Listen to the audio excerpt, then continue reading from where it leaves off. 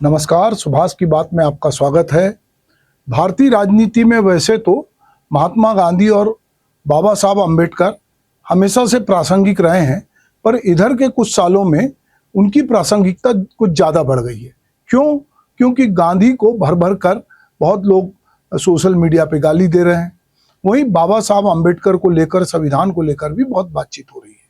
और बाबा साहब, चूंकि अब बिहार में चुनाव है, तो वहाँ पर ये कहा जा रहा है कि जो राष्ट्रीय जनता दल है उसके नेताओं ने बाबा साहब का अपमान किया। और प्रधानमंत्री जब बिहार के दौरे पे पहुंचे, चुनाव है बिहार में, तो 5वीं बार उनका ये दौरा था। और इस दौरे में उन्होंने सिवान और मोतिहारी में जो है जाके बहुत सारी सौगात दी। 10,000 करोड़ से ज़्यादा की सौगात दी।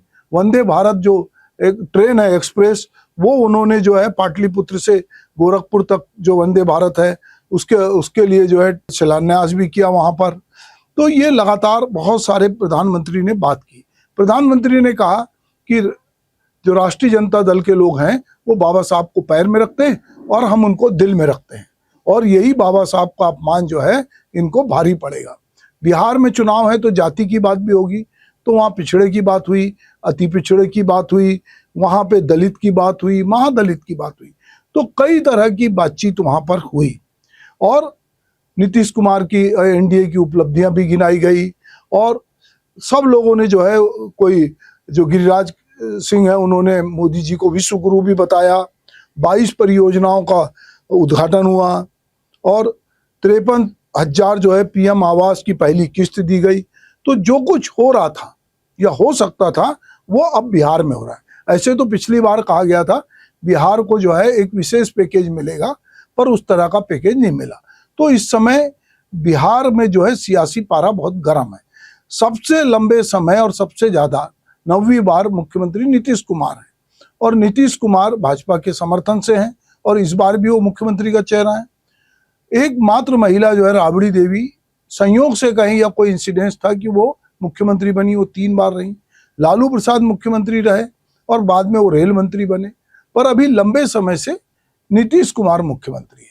फिर भी जब भी बिहार की बात होती है, जंगल राज की बात होगी, पारिवारिक राजनीति की बात होगी, और वो सब बातें होंगी जो चुनाव में आजकल बहुत आम हो गई है।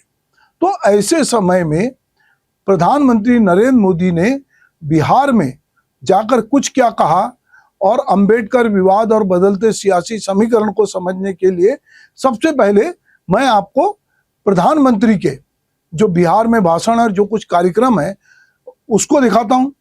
साथियों, देश में सबको आगे बढ़ने के अवसर मिले, किसी के साथ भी भेदभाव न हो, ये हमारे संविधान की भावना है। हम भी इसी भाव से कहते हैं, सबका साथ, सबका विकास। लेकिन लालटेन और पंजे वाले कहते हैं परिवार का साथ, परिवार का विकास। हम कहते हैं सबका साथ, सबका विकास। वो कहते हैं परिवार का साथ, परिवार का विकास।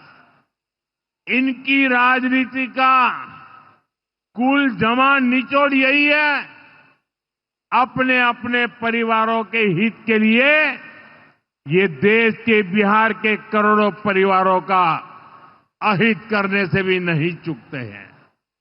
खुद बाबा साहब आंबेडकर भी इस प्रकार की राजनीति के बिल्कुल खिलाफ थे। इसलिए लोग कदम कदम पर बाबा साहब का अपमान करते हैं। अभी पूरे देश ने देखा है कि आरजेडी वालों ने बाबा साहब की तस्वीर के साथ क्या व्यवहार किया। मैं देख रहा था बिहार में पोस्टर लगे हैं कि बाबा साहब के अपमान पर माफी मांगो, लेकिन मैं जानता हूं ये लोग कभी माफी नहीं मांगेंगे, क्योंकि इन लोगों के मन में दलित, महादलित, पिछड़े, अति पिछड़े के प्रति कोई सम्मान नहीं है। आरजेडी और कांग्रेस बाबा साहब आम्बेडकर की तस्वीर को पैरों में रखती है, जबकि मोदी बाबा साहब आम्बेडकर को अपने दिल में रखता है। बाबा साहब का अपमान करके ये लोग खुद को बाबा साहब से भी बड़ा दिखाना चाहते हैं। बिहार के लोग बाबा साहब का ये अपमान कभी नहीं भूलेंगे। अब आपने देखा कि प्रधानमंत्री ने क्या कुछ कहा।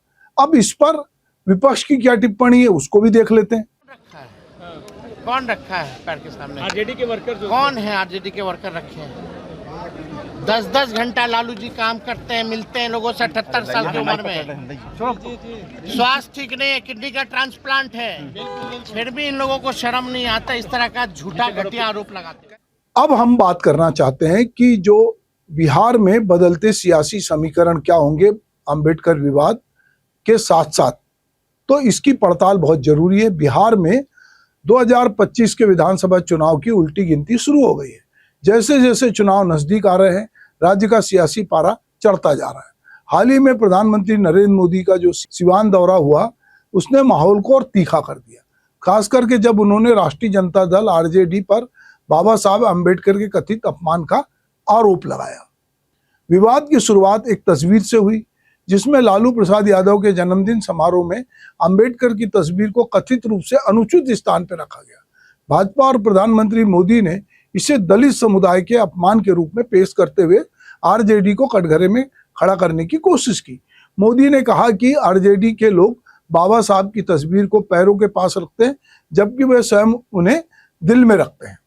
यह बयानबाजी केवल प्रतीकात्मक नारों तक सीमित नहीं रही, बल्कि दलित वोट बैंक को साधने की गहरी रणनीति का हिस्सा भी दिखलाई पड़ती है। बिहार में दलित मतदाताओं का लगभग 16% है। किसी भी चुनाव में ये लोग निर्णायक भूमिका निभाते हैं। भाजपा और जदयू गठबंधन इन मतदाताओं को लुभाने के लिए अंबेडकर के सम्मान और विकास के कार्यों को सामने रख रहा है।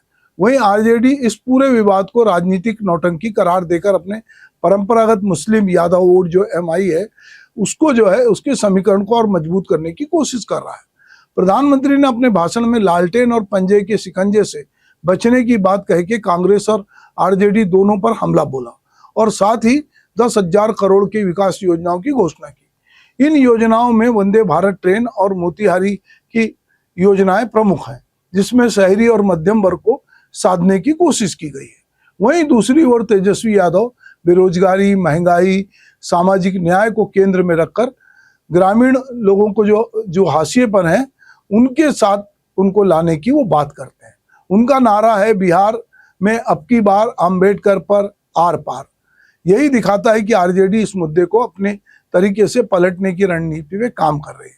इस बार चुनावी रणनीति में कुछ नए चेहरे भी हैं जो समीकरणों को और जटिल बना रहे हैं।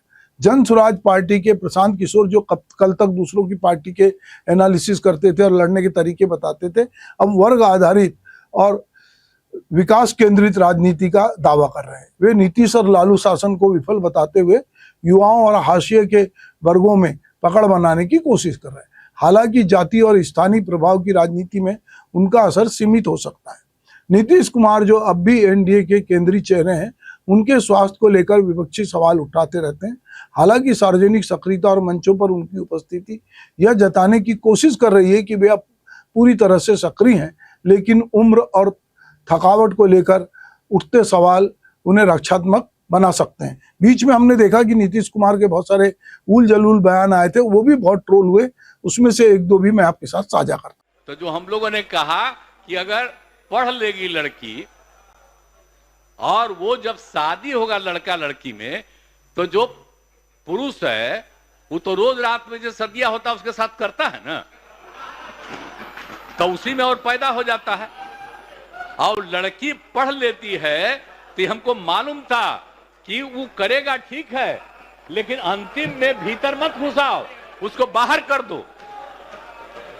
करता तो है, तो उसी में अब समझ लीजिए संख्या घट रही है। अब आप जान लीजिए कि जो संख्या थी पहले, आप पत्रकार लोग भी ठीक से समझिए मेरा बतवा को, याद करिए।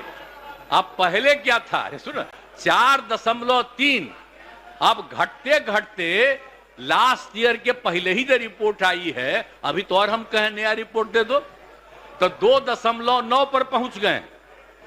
अब बहुत जल्दी 2 के पास हम लोग पहुंच जाएंगे। तो इसीलिए जरा ये जान लीजिए कि कितना खुशी की बात है। तो घबराहट क्या कह रहे हैं कि जतवा घट गया है, अरे क्या घटेगा, अब धीरे धीरे घटेगा। जब आप देख रहे हैं 18.46 से घट करके 13.6 है। अब चूंकि लड़की को पढ़ाया गया तब उतना ज्यादा नहीं होता, अब संख्या घट रही है, 2.9 पर आ गए, तो उसका फायदा ना हो रहा है जी। अब धीरे धीरे और आगे बढ़ेगा। अगला बार जब सर्वे होगा तब देखिएगा, जो अगला बार होगा जब गणना, तब उसके बाद अगर देश भर में जनगणना कर लेंगे और जाति आधारित कर देंगे तो एक एक चीज का रिपोर्ट आएगा, धीरे धीरे और घटेगा। ये बड़ी खुशी की बात है ना, तो ये जो हम लोग करा दिए। अब बात करें तेजस्वी यादव की। उनको मुख्यमंत्री पद का प्रमुख दावेदार माना जा रहा है। वे सामाजिक न्याय, बेरोजगारी, महंगाई को अपने अभियान की धुरी बना रहे हैं। लेकिन मुस्लिम वोटरों पर प्रशांत किशोर और ओवैसी की दावेदारी उनके लिए चुनौती बन सकती है। जातिगत गणना, जो नीतीश सरकार की एक प्रमुख पहल रही है, चुनाव में एक केंद्रीय मुद्दा बनी हुई है। जहां तेजस्वी इसे सामाजिक न्याय से जोड़ रहे हैं, वहीं भाजपा इसे विकास से जोड़कर पेश कर रही है। यह मुद्दा ग्रामीण इलाकों में विशेष रूप से प्रभावी हो सकता है। लोक जनशक्ति पार्टी रामविलास पासवान के चिराग पासवान जो है, उनके बेटे, वो 243 सीट पे चुनाव लड़ने का उन्होंने ऐलान किया है, जिससे एनडीए के लिए असहज स्थिति बन सकती है। वहीं ओवैसी की पार्टी सीमांचल क्षेत्र में मुस्लिम वोटरों को अपनी ओर खींचने की कोशिश कर रही है, जिससे महागठबंधन को नुकसान पहुंच सकता है। 2020 के विधानसभा चुनाव में एनडीए के पास 125 और महागठबंधन को 110 सीटें मिली।